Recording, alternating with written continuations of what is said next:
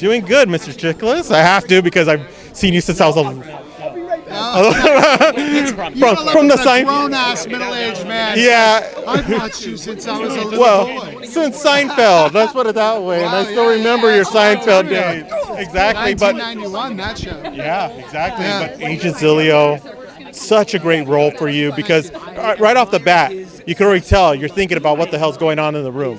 What was it like to get that script and really develop it and put a little Michael Chiklis in there? Well, develop is the operative word because this was originally in the pilot 2 different characters. And Chris said, hey, listen, I would love to dump that and rewrite the script. If you'll come on board, we'll develop this character together and we'll really dial it in and make it something new and interesting for you. And he was really willing to collaborate with me on this, and he did, true to his word. And by the time we had a number of conversations about it, I was like, okay, this is very different than other cops that I've played. This is a different period, a different world. It's an incredible world too. I mean, 1978 in Miami and the advent of the cocaine trade, it makes for some fun television. You've got these famous people that were frequenting the Mutiny Hotel, and it was this place where the rich and famous partied. It was like the Studio 54 of Miami, Oh, look at this guy. Yeah. If I'm the rock in this, he's the hard place, right? But Danny Pino's right in between both of us.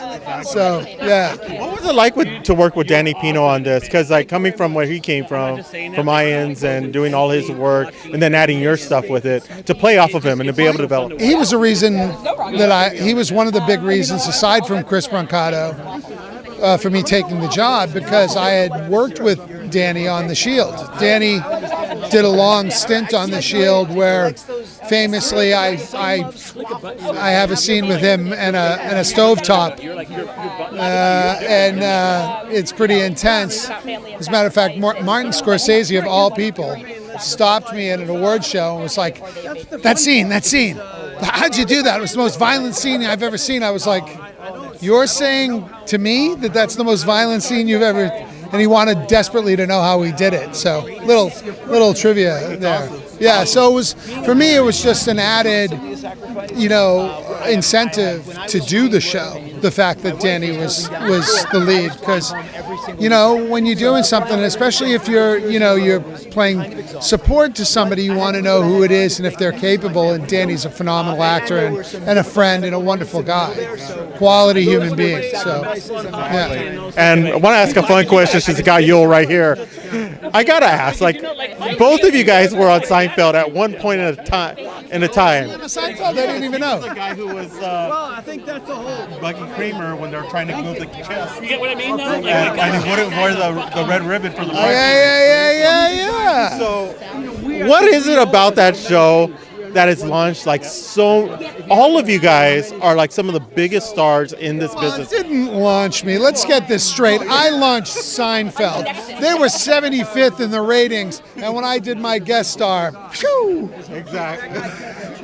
Actually, it was a great gig. I loved it. I think, great work attracts people, and when you're seeing stuff that you respond to and that's funny or dramatic or just effective, that works, you get drawn to it. And it was good, so that good is good, man, It's good now, it's good 25 years from now.